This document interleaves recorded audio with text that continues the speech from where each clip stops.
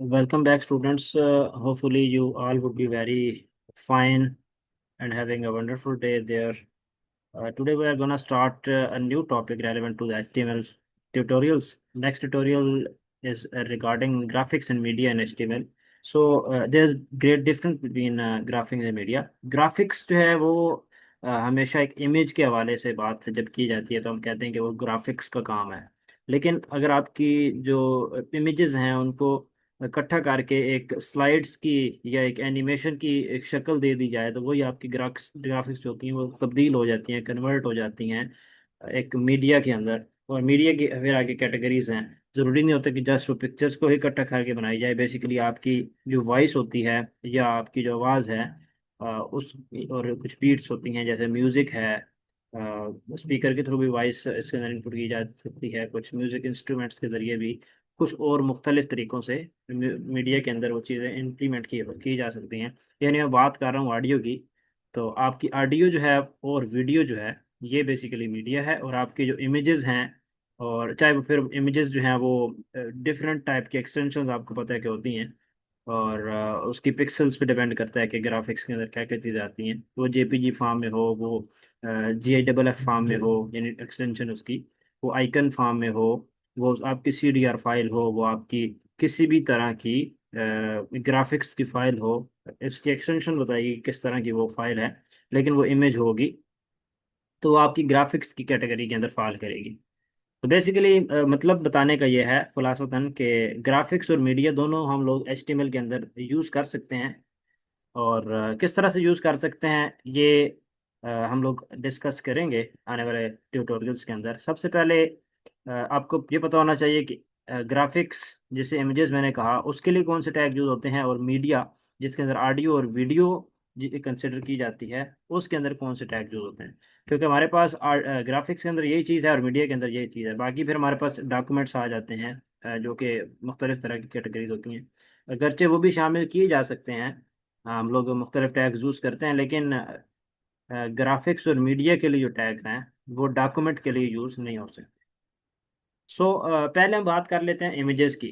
तो इमेजेस के लिए IMG का टैग यूज़ होता है। एक चीज़ याद रखने की, ये जो टैग्स हैं ग्राफिक्स के हों या मीडिया के हों, ये सिंगुलर टैग्स होंगे। यानी आपका जस्ट इसका स्टार्ट टैग होगा और उसी स्टार्ट टैग के अंदर ही आप लोग इसके एट्रीब्यूट्स लिखेंगे, और एट्रीब्यूट्स के लिखते हुए आप लोग उसकी सारी इन्फॉर्मेशन इसके अंदर बता देंगे कि क्या क्या चीज़ें हैं, इमेज किसकी है, उसकी हाइट कितनी है, विड्थ कितनी है, बॉर्डर कितना है, उसका साइज़ क्या है, डायरेक्शन वगैरह क्या है, पोजीशनिंग वगैरह क्या है, और मल्टीपल ढेर सारी चीज़ें होती हैं। फिर उनके क्या उसके यूनिट्स हैं। तो ये सारी उसकी जो चीज़ें हैं, एट्रीब्यूट्स करेक्टरिस्टिक्स हैं, हम उसके अंदर डिफाइन कर देंगे। तो वो हम IMG टैग का यूज़ करेंगे। फिर अगर मीडिया की तरफ आए जिसमें ऑडियो और वीडियो होती है, तो इंसर्ट करने के लिए ऑडियो फाइल को हम लोग ऑडियो का टैग यूज़ करते हैं सेम। और वीडियो के लिए हम लोग वीडियो का टैग भी यूज़ कर सकते हैं। इसके साथ साथ ट्रैक और आई फ्रेम का टैग भी यूज़ होता है। वीडियो का टैग बिल्कुल एक सिंपल सा टैग है, हम लोग जस्ट अपने पर्सनल यूज़ के लिए कर सकते हैं, अगरचे बड़े लेवल पे भी यूज़ होता है। लेकिन जब हम लोगों ने एक SEO अपनी वेबसाइट की बहुत अच्छी करनी हो तो हम लोग जब वीडियो ऐड कर रहे होते हैं वहाँ पे किसी वेबसाइट के अंदर, आपने अक्सर देखोगे डिफरेंट वेबसाइट्स पे जब आप जाते हैं तो वहाँ पे एड्स आए पड़े होते हैं। तो वो ट्रैक या आई फ्रेम का यूज़ करते हुए उन वीडियोज़ को उसके अंदर जो है ना वो एड अप करते हैं। So this was a basic introduction relevant to graphics and media which are used in HTML। अब हम डायरेक्टली मूव ऑन करते हैं और आज के लेक्चर में डिस्कस करेंगे जस्ट ग्राफिक्स के बारे में, प्रैक्टिकली भी और थ्योरेटिकली भी। पहले थ्योरेटिकली इसको देख लेते हैं कि क्या चीज़ होती है हमारी ग्राफिक्स। और इस स्लाइड के अंदर आपको यहाँ पे क्लियरली मेंशन्ड है कि ग्राफिक्स इन HTML की हम बात कर रहे होंगे। तो सबसे पहले इसका पर्पस देख लेते हैं कि हम क्या कर सकते हैं। तो पर्पस में लिखा हुआ है to have a graphic appears on the web page, web designers must put the IMG tag and provide its attribute to insert that image into the web page or website। सो बात clear है पहले जो define कर चुका हूँ मैं। तो example की तरफ चलते हैं हम डायरेक्टली। वहाँ पे हम लोग ना एक टैग है यहाँ पे IMG का, उसके अंदर स्पेस के बाद सारी की सारी बात, जैसा कि पहले पिछले लेक्चर के अंदर बताया गया कि अब सारी आगे आने वाली चीज़ें जो हैं वो एट्रीब्यूट्स पे डिपेंड कर रही होंगी। एट्रीब्यूट सब कुछ कमालात आपको शो कर रहे होंगे। तो एस आर सी इक्वल है आपके उस वेब एड्रेस जो यानी इमेज का एड्रेस होगा उसके। तो मैं सिंपली ये यानी कि डमी सा एक नाम ले लेता हूँ कि हमारी एक पिक्चर है जिसका नाम वेब डेव के नाम से यानी वेब डेवलपमेंट की होगी, और उसकी साथ एक्सटेंशन है तो वो मतलब बताना मस्ट है। हम लोग उसको यहाँ पे इंसर्ट कर रहे हैं। तो आपकी जो इसकी आउटपुट आएगी, अभी मैं जहाँ पे आउटपुट लिखी नहीं है क्योंकि इमेज फिर जहाँ पे शो करवानी और उसको आगे फिर वो करवाना पड़ता। तो मैंने जस्ट इसको इधर एक एग्जांपल के तौर पर जस्ट लिखा है, कोड लिखा है इसका HTML का। इसको प्रैक्टिकली वहाँ पे हम VS कोड पे इम्प्लीमेंट करेंगे। ठीक है। फिलहाल हम इसको जो है ना वहाँ पे बना लेते हैं एक न्यू फाइल के अंदर। सबसे पहले जो है ना आप करेंगे कैसे, मैंने ये VS कोड ओपन कर लिया है जैसे कि पहले करते हैं।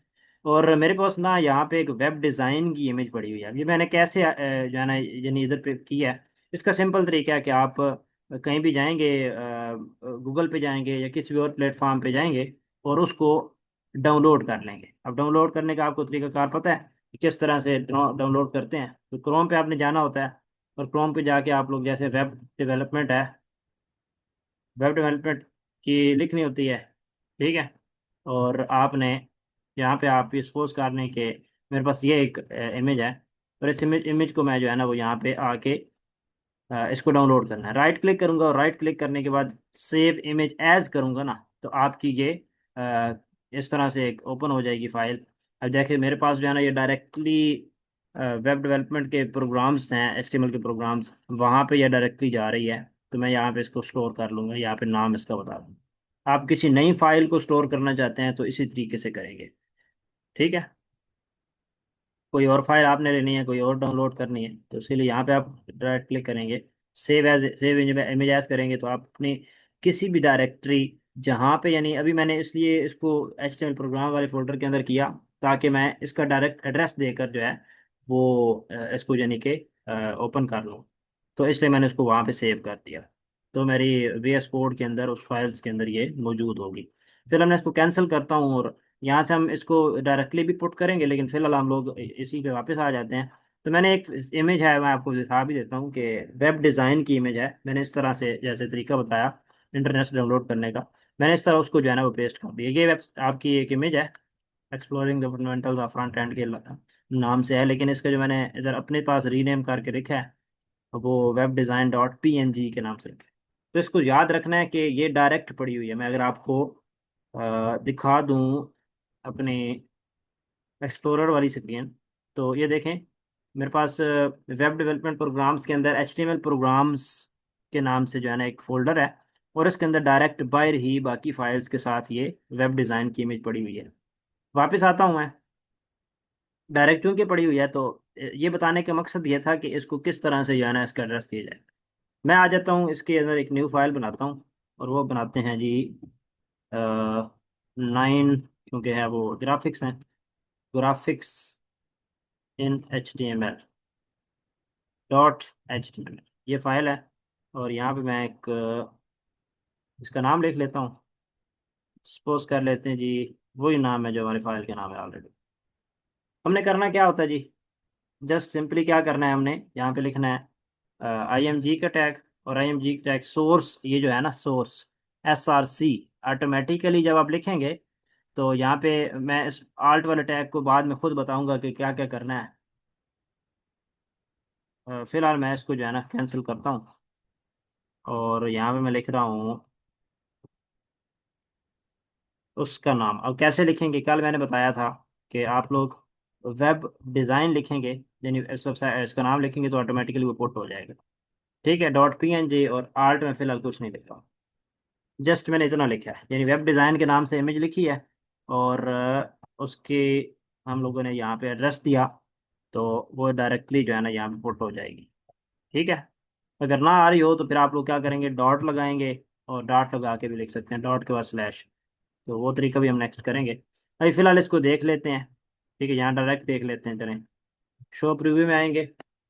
तो यहाँ पे आपको ये इमेज कुछ थोड़ी सी नज़र आ रही होगी। उसकी वजह यह है कि ये थोड़ी सी मतलब बड़ी है, तो इस वजह से हम लोग इसको वहीं पे जाके देखते हैं, उस फाइल को एग्जीक्यूट कर लेते हैं, ये जो पड़ी हुई है। एंटर करेंगे ना तो ये आपको एक इमेज नज़र आ रही है, देखें बड़ी सी है। इसकी मैंने साइज जो है ना 100 रखा हुआ है ओवरऑल स्क्रीन का, तो ये आपको पूरी की पूरी पूरी स्क्रीन पर नज़र आ रही है। अब हम चलते हैं इसके एट्रीब्यूट्स की तरफ कि मजीद एट्रीब्यूट्स इसके क्या यूज़ हो सकते हैं। अभी फिलहाल तो जस्ट हम लोगों ने इमेज यहाँ पे इंसर्ट की थी, वो तरीका आपको समझ आ गया होगा। अब हम चलते हैं कि इसके एट्रीब्यूट्स हैं, तो वो आप यहाँ पे देख सकेंगे, नीचे लिखे हुए हैं।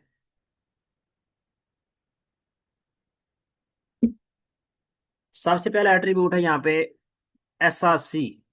SRC की फुल फॉर्म सोर्स होती है, और वो हम लोगों ने यहाँ पे ऑटोमेटिकली लिख लिया, खुद ही लिख लिया। जैसे यहाँ पे रेंडमली मैंने ना वेब डेव के नाम से लिखा है। तो बेसिकली आप वहाँ पे डिस्क्रिप्शन लिखेंगे ग्राफिक्स की, यानी डिस्क्रिप्शन मींस के आप अपने उस इमेज का नाम लिख लेंगे, या आपने अगर डायरेक्ट उठानी है वहाँ से इंटरनेट से, तो वहाँ पे आप क्या कर लेंगे, उसका लिंक लिख लेंगे। ठीक है। इस तरह सेकंड जो एट्रीब्यूट यूज होता है वो होता है आल्ट का। आल्ट अल्टरनेट का बताता है। यहाँ पे हम टेक्स्ट लिख सकते हैं, उस इमेज का नाम लिख सकते हैं जो है, यानी डिस्क्रिप्शन ऑफ द ग्राफिक्स होती है, यानी आपकी ये इमेज किस बारे में है। या फिर दूसरा इसका जो पर्पस है यूज़ का वो ये है होता है कि अ, अगर यानी आपकी ये जो इमेज है वो लोड नहीं हो रही, यानी इंटरनेट का इशू है, फिर आपकी इमेज तो शो नहीं होगी, लेकिन उस जगह पे ये टेक्स्ट शो हो जाएगा, जो आप लोग यहाँ पे आर्ट की एट्रीब्यूट के अंदर लिखेंगे। बाकी इसके जो एट्रीब्यूट्स हैं वो इजी हैं बिल्कुल। विड्थ का एट्रीब्यूट है, हम लोग इसको पिक्सल्स के अंदर, पिक्सल्स बेसिकली उसका साइज डिटरमाइन करने के लिए यूज़ करते हैं हम लोग।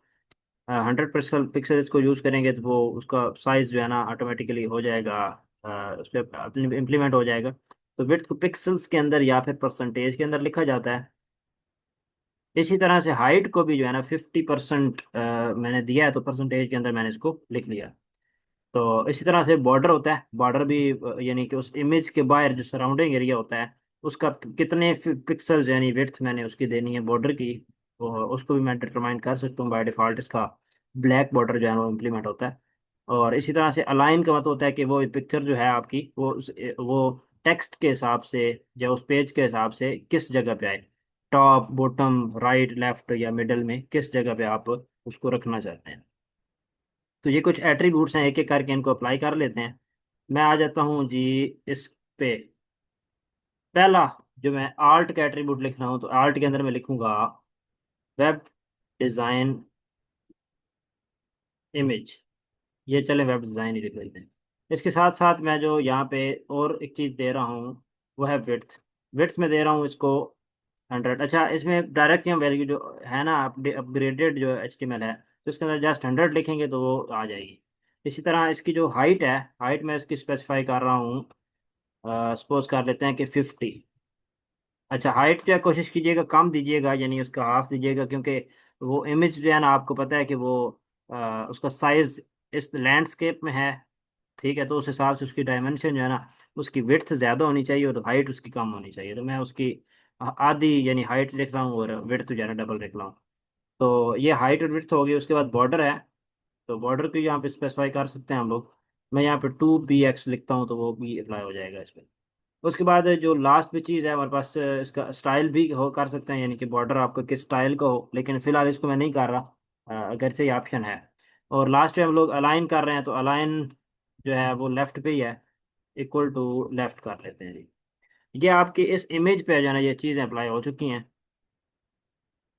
अब हम देखते हैं कि अब हमारी इमेज जो है ना किस तरह से नज़र आएगी। मैं इसको रिफ्रेश करता हूँ, वो बिल्कुल किनारे के अंदर छोटी सी नज़र आ रही है। यानी इसका मतलब ये हुआ कि हम लोगों ने साइज़ बहुत कम दिया है इसको। इसकी विड्थ जो है ना मैं बढ़ा लेता हूँ, मैं इसकी विड्थ कर लेता हूँ 400 और हाइट इसकी कर लेते हैं जी 300। अब आपको रिफ्रेश करके दिखाता हूँ, ये देखें अभी तक भी ना मतलब प्रॉपर नहीं हो रही, यानी आपकी एक तरह से ना। मैं इसको 600 कर लेता हूँ, फिर इसको कर लेता हूँ 400, और इसको कर लेते हैं 800। अब देखते हैं, कुछ बेहतर लग रही है। ठीक है। अब मज़ीद इसको जो है ना अगर आप हाइट को थोड़ा सा और बढ़ा लें, 450 कर लें, थोड़ी सी और बेहतर हो सकती है। चले, इस चीज़ को फिलहाल डिस्कस करते हैं। अभी देखें ज़रा, इस पे गौर कीजिएगा। ठीक है। अभी इसके ऊपर जो जो चीज़ें अप्लाई हुई हैं ना वो मैं एक एक करके आपको इम्प्लीमेंट करके दिखाऊंगा कि हम लोगों ने वो चीज़ लिखी तो कैसे। पहली बात कि इमेज का हमने सोर्स दिया तो वही इमेज आ गई। अब आर्ट कैसे आएगा, अभी तो हम लोग हैं, हमें वेब डिज़ाइन कहीं पे नज़र नहीं आ रहा, ये उस वक्त आएगा जब आप लोग सपोज कर लें वेब डिज़ाइन इस तरह से लिखेंगे, यानी अभी मैंने जो नाम लिखा है ना, यानी फाइल का नाम जो लिखा है वो सही नहीं लिखा। ठीक है, उसका नाम मैंने गलत लिख दिया। ठीक है, इसको आप जो रिफ्रेश करके दोबारा इम्प्लीमेंट करूंगा तो ये एक तरह से वो बन गया है, बॉर्डर बन गया है इसके अगेंस्ट राउंडेड एक फॉर्म है, लेकिन इसके अंदर लिखा हुआ है वेब डिज़ाइन। ये देखें, वो टॉप कॉर्नर पे लिखा हुआ है। तो मतलब इसका ये है कि यहाँ पे ना एक वेबसाइट वेब डिज़ाइन की एक इमेज है, जो कि मौजूद थी, लेकिन अभी किसी वजह से जो है ना वो शो नहीं हो रही। ठीक है, तो ये एक तरीका है इसको इस तरह से अल्टरनेट टेक्स्ट को डिस्प्ले करवाने का, ताकि आपके उस जगह पे कोई और चीज़ ना लिखी जा सके। जब इसको मैं दोबारा से लेके आऊँगा तो वो बिल्कुल ठीक जो है ना, अल्टरनेट टेक्स्ट जो है वो ख़त्म हो जाएगा, और जो इमेज है वो दोबारा से लग जाएगी। नेक्स्ट चीज़, विड्थ और हाइट का मैंने आपको बता दिया कि अगर आप साथ में परसेंटेज लिखना चाहें या पिक्सल लिखना चाहें तो आप लोग लिख सकते हैं। PX लिखूंगा या जस्ट उसके नंबर दूंगा तो वो कोई ख़ास डिफरेंस नहीं आएगा। मैंने इसको रिफ्रेश करके आपको दिखा दिया है। अगर मैं इसकी विड्थ और हाइट अगर पिक्सल में नहीं रखना चाहता, मैं लिखना चाहता हूँ 100%, ये हो जाए। और हाइट जो है वो उसकी सपोज कर लेते हैं कि 60% कर लेते हैं। ठीक है, अब देखते हैं यहाँ कि क्या होगा। ये देखें, अभी हाइट 100% का मतलब है कि इसने ओवरऑल जो है ना पूरा जो है पेज ले लिया है विड्थ के हिसाब से। तो मैं थोड़ा कम कर लेता हूँ ताकि हमें इस स्क्रीन के अंदर विजिबल हो। इसको कर लेते हैं हम लोग 60, और आउट हाइट को कर लेते हैं हम लोग 30, ये 35। ये चेंजिंग्स करेंगे आप लोग, इम्प्लीमेंट इसको करते हुए देख सकेंगे। जी देखें, अब ये यहाँ पे इसकी जो विड्थ है मैंने परसेंटेज फॉर्म में दी, तो विड्थ भी इसकी जो है वो 60% है और हाइट इसकी 35% है। तो उस पेज के हिसाब से ये चीज़ इम्प्लीमेंट होती है। इस तरह बॉर्डर अगर हम लोग, अभी आपको थोड़ा सा इसकी विड्थ दिखाऊं बॉर्डर की, तो इतनी ज़्यादा नहीं है। अगर मैं इसको कर लूँ ना, सपोज कर लें 10 कर लूँ, तो ये बहुत बड़ा मोटर बॉर्डर आ जाएगा इसके केस। ये देखें, ठीक है। बाकी मज़ीद इसके जो है ना वो बॉर्डर को 10 पिक्सल्स के साथ साथ आगे मज़ीद उसके अंदर वो कलर उसका चेंज किया जा सकता है। ठीक है, लेकिन अभी फ़िलहाल मैं उसको करके दिखा नहीं रहा, वो आगे का काम है जो कि हम लोग CSS के अंदर करना है। तो ये बॉर्डर लग गया। अब अलाइन लेफ्ट किया मैंने, अभी आपको लेफ्ट में नज़र आ रही है। अगर मैं इसको मिडल करूँगा तो आपको पेज के मिडल में नज़र आएगी ये।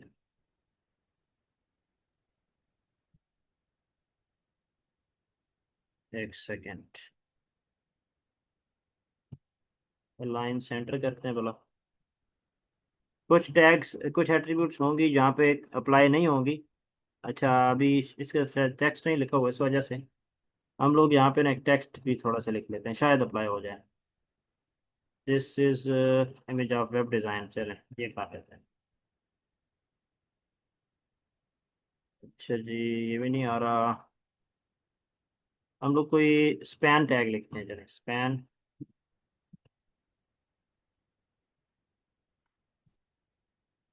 स्पैन टैग के अंदर लिखते हैं। अभी ये उससे आगे आ गई है थोड़ी सी। ठीक है, लाइन इक्वल टू सेंटर में, वैसे ये मिडिल में नहीं गई। Top bottom left right, right में लेके जाते हैं भला इसे, उधर शायद चली जाए। जी राइट में चली गई है, देखें अभी इसकी डायरेक्शन उधर चली गई है। और इसके अलावा टॉप के अंदर होती है, बॉटम में भला लगाए इसको, बॉटम में शायद चली जाए। हाँ, अब देखें बॉटम के अंदर बेसिकली टेक्स्ट गया है, ये जो हम लोगों ने लिखा था, इमेज वहीं पे रही है, और ये बॉटम में चला गया उस हिसाब से।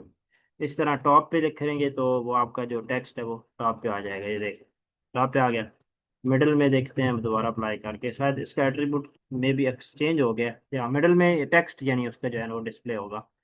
तो बेसिकली ये इमेज के लिए नहीं था, ये उसके साथ अगर कोई टेक्स्ट लिखेंगे आप लोग, यानी अब स्पैन इस वजह से है क्योंकि आपको पता है कि ये उतनी ही जगह लेता है जितना ये इसके हिस्सा होता है। This is an image of web design.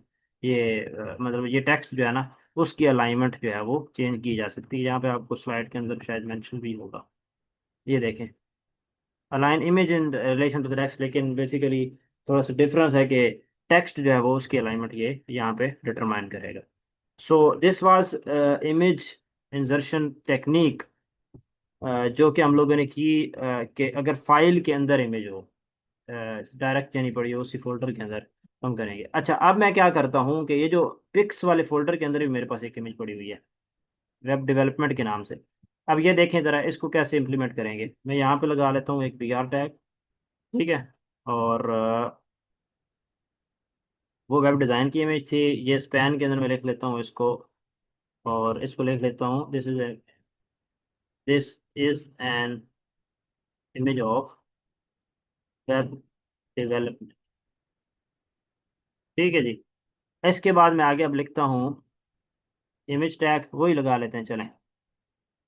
अब यहाँ पे आर्ट के अंदर वेब डेवलपमेंट वो सारी चीज़ें उसने उसी तरह पुट की। मैं यहाँ पे जो है ना वेब डेवलपमेंट डायरेक्ट लिख दूंगा, लेकिन ऐसे नहीं लिखूंगा, क्योंकि मेरे पास डायरेक्ट नहीं पड़ी। मैं लिखूंगा डॉट, फिर फॉरवर्ड स्लैश, और यहाँ पे इसके अंदर जाके मैं लिखूंगा पिक्स, यानी उसको मैं फोल्डर का नाम दूंगा, डॉट ये लिखूंगा, पिक्स लिखूंगा, फिर फॉरवर्ड स्लैश, क्योंकि पिक्स के अंदर पड़ी हुई है, फॉरवर्ड स्लैश, फिर मैं क्या लिखूंगा, वेब डेवलपमेंट डॉट जेपीजी। तो अब मेरी जो ये सेकंड इमेज है वो इम्प्लीमेंट हो जाएगी, ये देखें इसी के आगे आ रही है ये। ठीक है। थोड़ा सा डिफरेंस इसके अंदर इम्प्लीमेंट करने के लिए हम क्या करते हैं, कुछ भी आर टैग लगा लेते हैं, ताकि थोड़ा सा ये आगे जाके अपीयर हो। ये डिफरेंस आ चुका है। ठीक है। तो ये सेकंड इमेज जो वेब डेवलपमेंट की है वो भी आप यहाँ पे आप देख सकते हैं कि अपीयर हो चुकी है। अच्छा, एक और चीज़ आपको यहीं बताता चलूँगा, एक छोटा सा टैग है कि अगर आप ना इस इमेज को सेंटर में लेके आना चाहें, भी टैग चलने लगे रहें, तो आपने कोई भी चीज़ है अगर डायरेक्ट सेंटर के अंदर लेके आनी है ना, तो उसका तरीका ये होगा कि आप लोग एक सेंटर का टैग लगा देंगे। एक सेंटर का टैग होता है जो कि यूज़ होता है, और आप लोग इमेज के टैग को इसके अंदर पुट कर देंगे। ठीक है। इसको आप सेंटर के टैग के अंदर पुट कर देंगे। ये देखें, अब ये जो इमेज है ये बेसिकली सेंटर के अंदर आ जाएगी, और टेक्स्ट थोड़ा पीछे चले जाएगा। ये देखें, अभी ये जो आपको नज़र आ रहा है ना, ये ऊपर है टेक्स्ट, और ये आपकी इमेज जो है वो पेज के हिसाब से सेंटर में चली गई है, क्योंकि हम लोगों ने यहाँ पे सेंटर का टैग यूज़ करके। इसी तरह आप लोग इसको भी कर सकते हैं इसी तरह। ठीक है, सेंटर का टैग यूज़ कर लें, और सेंटर का टैग यूज़ करते हुए आप लोग ये इसको यहाँ पे लेके आ जाएं। तो ये आपकी दोनों इमेजेस जो होंगी पेज के हिसाब से सेंटर के अंदर चली जाएंगी। ठीक है, ये तरीका है इमेज अगर आपने पुट करनी हो अ, कोई भी, और उसको सेंटर में भी साथ ही साथ लेके। अब लास्ट चीज करते हैं हम लोग, जो कि है relevant to image insertion from website online. Internet से हम डायरेक्टली इमेज जो है ना वो करना चाहते हैं। ठीक है। अ, हम लोग स्पैन टैग को चेंज कर लेते हैं, यहाँ पे भी हम लोग यहाँ पे पी लिख लेते हैं। ठीक है जी, यहाँ पे भी पी लिख देते हैं, यहाँ पे भी और यहाँ पे भी, ताकि वो पूरी लाइन ले। ठीक है। अब एक और चीज़ लिखते हैं, और यहाँ पे अब इमेज एक हम पुट करेंगे, वी आर टैग लगा लेते हैं, और वो हम इमेज इमेज पुट करेंगे, this is image of web design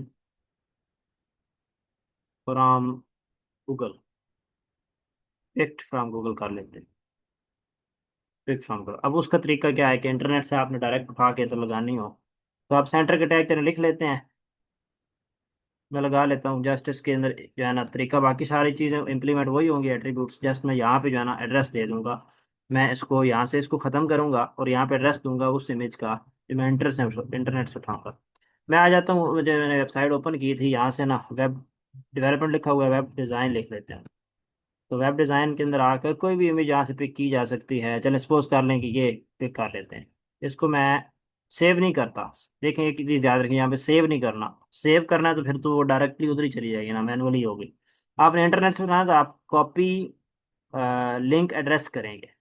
ठीक है ना, लिंक एड्रेस करेंगे तो याद रखिएगा कि ये जिस जगह पड़ी हुई है ना, यानी जिस जगह ये पड़ी हुई है वो वेबसाइट ओपन होगी। जिस तरह कल हुआ था, हम लोगों ने लिंक्स वाला यूज़ किया था। अगर कॉपी इमेज एड्रेस करेंगे तो डायरेक्ट कॉपी होगी इमेज, और आप लोग डायरेक्टली इसी इमेज पे जाएंगे। ये दो बातें याद रखिएगा कि हम लोगों ने वहाँ वेबसाइट का लिंक जो है ना वो कल कॉपी किया था। यहाँ आज हम सिर्फ इमेज का लिंक कॉपी कर रहे हैं, कॉपी इमेज एड्रेस। यहाँ पे हम इसको पेस्ट कर देते हैं, बड़ा सा एड्रेस है। ठीक है। और यहाँ पे ये इसको पेस्ट भी कर देते हैं, पेस्ट करने के बाद फॉर्मेट कर लेते हैं ताकि थोड़ा सा ये आगे चला जाए। अभी ये इसको सेव कर लेते हैं। अब ये जो आखिरी इमेज हमने लगाई है ना, इसके लिए आप लोगों का इंटरनेट का होना ज़रूरी है। ठीक है ना। इंटरनेट अगर आपका नहीं होगा तो फिर आप इस इमेज को जो है वो यहाँ पे इम्प्लीमेंट होता हुआ देख नहीं पाएंगे। अब हम इसके दोबारा से रिफ़्रेश करते हैं, और रिफ़्रेश करने के बाद दोबारा जब देखेंगे तो यहाँ देखेंगे नीचे थोड़ा सा उसका रिज़ल्ट जो है वो ख़राब है कि हम डायरेक्ट उससे वहाँ से उठा रहे हैं। लेकिन देखें, this is the image of website web design picked from Google. तो ये आपकी पेज के दरमियान में जो है ना वो इमेज इंटरनेट से जो आप लोगों ने पिक की वो आ चुकी है।